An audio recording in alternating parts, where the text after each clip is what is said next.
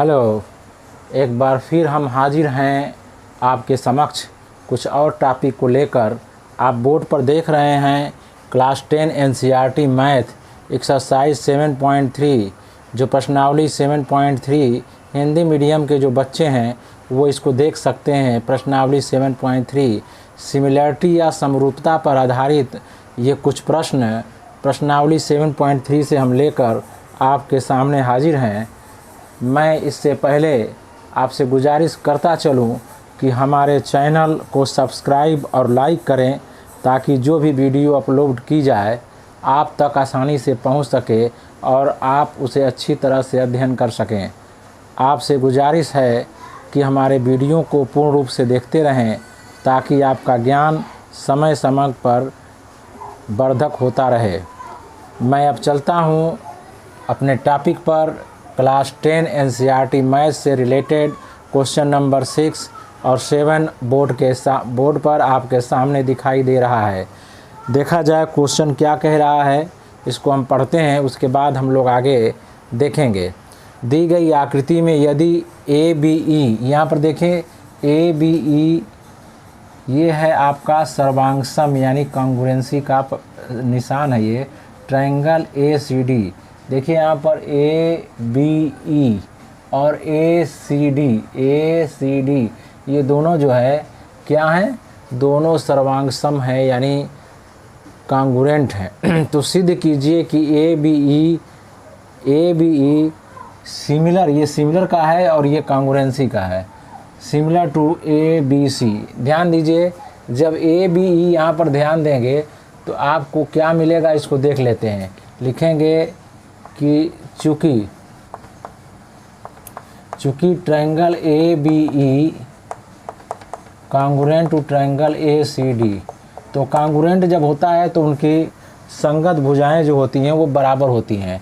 Congruent में संगत भुजाएं बराबर होती हैं। इसका मतलब ए बी जो हो गया ए सी के और ए ई जो हो गया ए डी के हो गया। ध्यान दीजिए, आप ये ध्यान देंगे आप तो आपको समझ में बात आएगी। अब इन दोनों से आपको देखिए यहाँ से क्या मिलेगा, ये इससे क्या मिल जाएगा, आपको मिल जाएगा ए बी बटे ए सी इक्वल टू 1 हो जाएगा। इससे क्या मिलेगा, ए ई बटे ए डी इक्वल टू 1 हो जाएगा। ध्यान दीजिए आप इन दोनों को ध्यान दीजिए, दोनों A1 के बराबर हैं तो इसको लिख सकते हैं अतः लिख सकते हैं ए बी बटे ए सी इक्वल टू ए ई बटे ए डी। ध्यान दीजिए, इस तरह से आप इसको लिख सकते हैं कि अब इसको देखिए, अब इसको हम अगर रिवर्स कर दें, व्युत्क्रम इसका ले लें तो हो जाएगा ए सी बटे A B equal to A D बटे ए ई हो जाएगा। यहाँ ध्यान दीजिए। अब इसको और क्या लिखना है, ध्यान देंगे आप,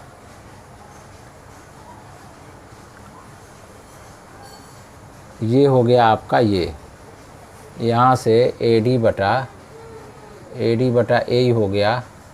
अब इससे क्या मिलेगा, इसको देखा जाता है ए डी बटा ए ई और ए ई बटा ए सी। इसको देखिए, इसको एक्चुअली इस तरह से लिखा जा सकता है, इसको और क्या लिख सकते हैं, ए डी बटा ए भी लिख सकते हैं। तो यहाँ से इसको हम कर लेते हैं ए डी बटा ए। अब इसको आगे देखिए क्या लिखेंगे, ए बी बटे यहाँ से ए बी बटे ए डी इक्वल टू ए सी बटा ए। ये देखिए आ गया, इतना आ गया। तो उसके बाद आगे प्रोसीड करते हैं। अब देखते हैं कि त्रिभुज ए डी ई और त्रिभुज ए बी सी में देखिए ये छोटा त्रिभुज है। ध्यान से देखिए, ये त्रिभुज जिसको मैं ओवर राइटिंग कर रहा हूँ, एक त्रिभुज है और एक बड़ा त्रिभुज है। इन दोनों में देखिए, इन दोनों में आप क्या देखेंगे, ए बी बड़ा त्रिभुज में बटे ए डी छोटा त्रिभुज में, यानी ए बी बटे ए डी बराबर बड़ा त्रिभुज में इधर आ गया ए सी बटे छोटे ए सी, और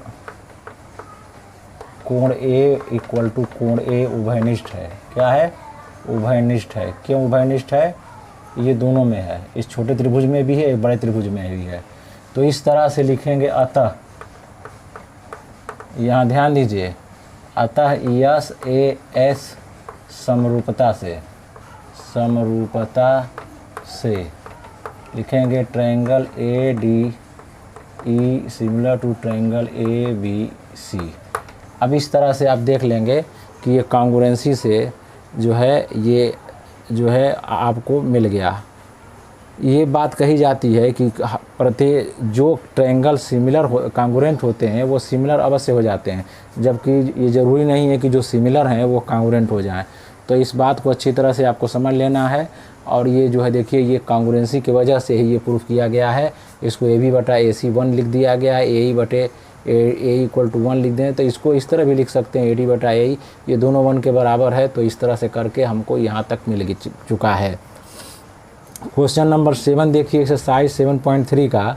दी गई आकृति में त्रिभुज ए बी सी के शीर्षलंब ए डी और सी परस्पर बिंदु पी पर प्रच्छेदित करते हैं। देखिए, एक ए बी सी त्रिभुज है, ए डी शीर्षलंब यानी इस पर लंब डाला गया है, सी लंब डाला गया, ये 90 डिग्री है। ध्यान देना, इसमें 4 पार्ट दिया गया, ए बी सी डी, इसमें 4 पार्ट हैं, यानी 4 क्वेश्चन हैं, 4 क्वेश्चन यहाँ पर दिए गए हैं। तो पहले हम एक की तरफ चलते हैं। देखिए ध्यान से, त्रिभुज ए ई पी और त्रिभुज सी डी पी पर बात कर लेते हैं। ए ई पी इसमें और सी डी पी इसमें बात कर लेते हैं। ध्यान से देखेंगे आप, इसमें क्या बात करेंगे, आप देखेंगे कि दोनों में ये 90 डिग्री है, ये 90 डिग्री है। तो पहले इसको लिख लें कि triangle A E P equal to angle C D P equal to 90 degree. दूसरा ये देखिए वर्टिकली अपोजिट है, जिसको शीर्षाभिमुख कहते हैं। तो लिखेंगे कि angle C P D equal to angle E P A, इसको लिख देंगे शीर्षाभिमुख कोण। क्या लिखेंगे? शीर्षाभिमुख कोण, जिसको भिमुख कोण कहते हैं, जिसको वर्टिकली अपोजिट एंगल कहते हैं। अब यहाँ से देख रहे हैं कि किसी भी ट्रायंगल में 2 एंगल जब इक्वल हो जाते हैं तो उसको कह देते हैं अतः ए समरूपता से। क्या कहेंगे? ए समरूपता से, ए समरूपता से हमको मिल जाएगी triangle A E P similar to triangle C D P. ध्यान दीजिए, इस तरह से ये ए पार्ट हमारे सामने प्रूफ कर दिया गया है। आप ध्यान देंगे, क्वेश्चन नंबर ये है 7 का बी देखते हैं। कह रहा है कि त्रिभुज ए बी डी, देखिए त्रिभुज ए बी डी और ए पी डी यहाँ पर है, और त्रिभुज सी बी ई में देखिए सी बी ई, ये देखिए ए बी डी और सी बी। फिगर में चलते हैं, ए बी डी का मतलब ये देखिए, ये है ट्रायंगल। ये मैं थोड़ा सा इसको अंडरलाइन कर देता हूँ, ये ए बी डी, और एक कह रहा है सी बी ई, ये खड़ा जो है इस तरह से, ये ध्यान दीजिए आप, इस तरह से ये, ठीक है। तो इन दोनों में देखिए पहला क्या है, एक है ये 90 डिग्री है और ये 90 डिग्री है, दोनों 90 डिग्री हो गया।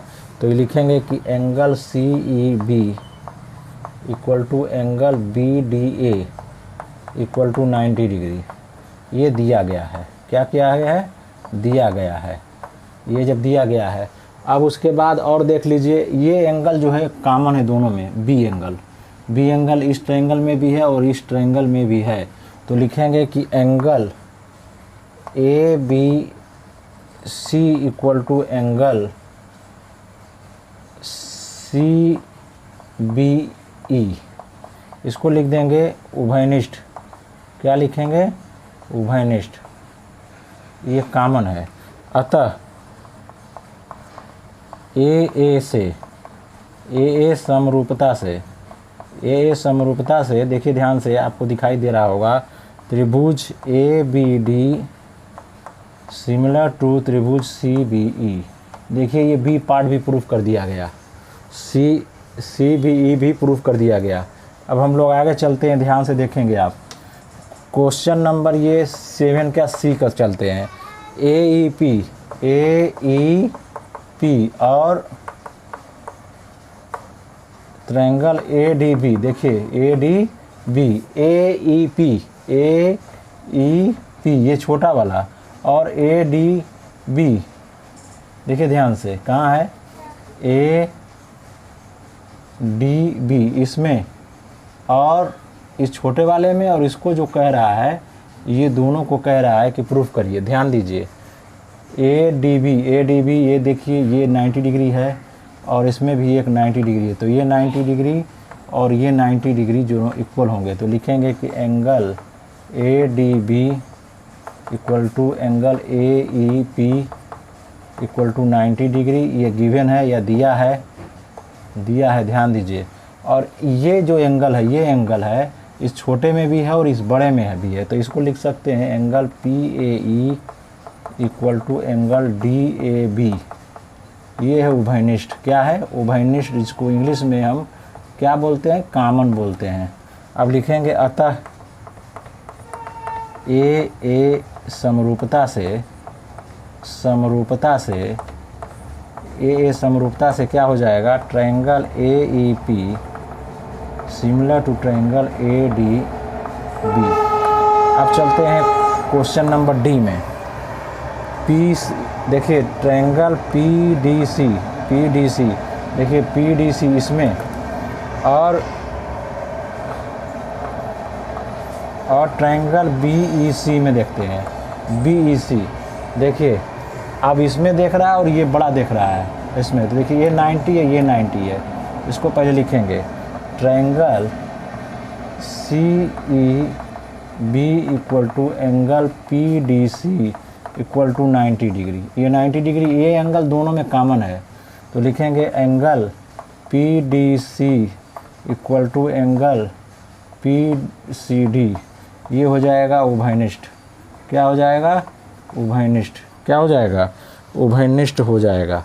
तो इस तरह से अब आप देखेंगे अतः AA से, अच्छा इसको PDC क्या लिख सकते हैं, इसको इसको इस तरह से लिख सकते हैं, ECD लिख सकते हैं, इसको ECD लिख सकते हैं, इसको चाहें तो दोनों। नहीं, ये तो दूसरा चीज़ है, देखेंगे ध्यान से। ये 90 डिग्री CEB, ये है CEB इक्वल टू, ये हो गया PDC, और इसको लिख सकते हैं आप, जो उभयनिष्ठ है इसको लिख सकते हैं ECB को, ये उभयनिष्ठ है। तो इस तरह AA समरूपता से ट्रायंगल लिख देंगे PDC similar to triangle BEC। तो इस तरह से आप देख रहे हैं ये क्वेश्चन नंबर 7 के A, B, C और D पार्ट को अलग अलग करके आपको क्राइटेरिया जो AA क्राइटेरिया है उसके थ्रू ये पूरा क्वेश्चन को लगाया गया है। तो आपसे गुजारिश है कि ये पूरे जो है वीडियो को अच्छी तरह से देखें और इसको अच्छी तरह से अध्ययन कर लें। इस प्रकार हम लोग पुनः आगे बढ़ते हैं। आप बोर्ड पर देख रहे हैं नेक्स्ट के लिए क्लास 10 का जो एक्सरसाइज 7.3 है, उसी में हम लोग आगे बढ़ते हुए 7 और 8 और 9 को देखते हैं। आप पहले 8 को देखें। चित्र दिया हुआ है, समांतर चतुर्भुज ABCD की बढ़ाई गई भुजा AD पर स्थित बिंदु E। देखिए ABCD एक समांतर चतुर्भुज है। आप जानते हैं जो पैलोग्राम है, ये आमने सामने की भुजाएं बराबर होती हैं और सम्मुख कोण भी इनके बराबर होते हैं, इसकी ये प्रॉपर्टी है। ई बिंदु पर ये बनाया गया है और बी को मिलाने पर CD को F पर काट रहा है। यहाँ पर देखिए F है ये पॉइंट।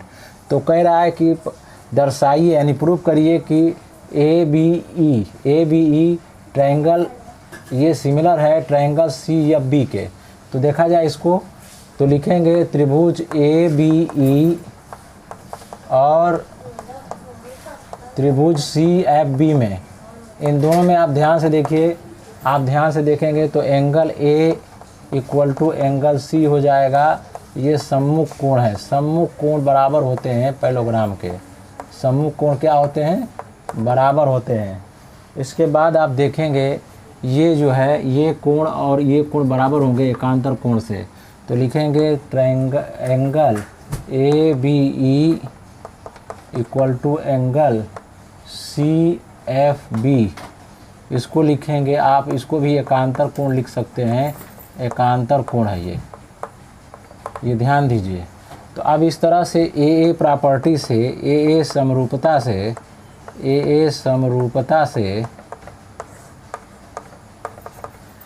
समरूपता से ये हो जाएगा कि triangle A B E similar to triangle C F B. ये आप जो है प्रूफ कर सकते हैं जो प्रॉपर्टी उसके आधार पर। उसके बाद क्वेश्चन नंबर 9 की तरफ हम लोग चलते हैं। दी गई आकृति में ए बी सी और ए एम पी दो समकोण त्रिभुज है। देखिए ए बी सी एक ये है, और आप ध्यान देंगे कि जो है यहाँ पर देंगे दो समकोण है जिसमें बी और एम समकोण है। सीधे कीजिए ए बी सी, देखिए ए बी सी और ए एम पी इन दोनों को प्रूफ करना है। कैसे प्रूफ करेंगे? पहला पार्ट को प्रूफ करने के लिए लिखते हैं त्रिभुज ए बी सी और त्रिभुज ए एम पी में देखिए ध्यान से देखिए, आप इन दोनों को देखिए ध्यान से। एंगल जो हो जाएगा A B C equal to angle P M A equal to 90 degree है, क्योंकि ये भी 90 डिग्री इस त्रिभुज में है और इस त्रिभुज में ये 90 डिग्री है। फिर दूसरी बात देखिए कि जो ये एंगल है, ये एंगल इस त्रिभुज के लिए भी काम कर रहा है, इस त्रिभुज के लिए, यानी उभयनिष्ठ है। तो लिखेंगे angle B A C equal to angle P A M, और ये है उभयनिष्ठ। क्या है? उभयनिष्ठ है।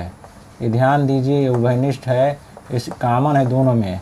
तो लिखेंगे अतः ए समरूपता से, क्या लिखेंगे? समरूपता से, सिमिलरिटी जो रूल है उससे हो जाएगा triangle A B C similar to triangle A M P. अब देखिए बी पार्ट की तरफ हम लोग चलते हैं। बी पार्ट दिया गया है यहाँ पर C A upon P A equal to B C upon M P. तो लिखेंगे कि चूँकि देखिए चूँकि triangle A B C similar to triangle A M P है, ये प्रूफ किया जा चुका है, इस पार्ट में प्रूफ कर चुके हैं। तब इनके संगत भाग जो बराबर होंगे तो आप लिखेंगे ए सी अपान ए पी या सी ए अपान पी ए लिख दीजिए। तो C A upon P A equal to B C, ये है बी सी, ये बी सी है, ये हो जाएगा एम पी। तो B C upon M P ये है सिमिलर की प्रॉपर्टी है, क्योंकि संगत भाग जो है जो संगत भुजाएं होती हैं उनका अनुपात क्या होता है? बराबर होता है। तो ये इस तरह से प्रूव्ड हो गया। तो इस तरह से आप जो है पहले पार्ट को आप प्रॉपर्टी देखेंगे कि कौन सी समरूपता से हो रहा है। दूसरे पार्ट चूँकि वो समरूप हो चुके हैं तो उनके संगत भाग का अनुपात बराबर होता है। इस तरह से आप क्वेश्चन नंबर 8 और 9 को आसानी से लगा सकते हैं और पूरी तरह से समझ सकते हैं।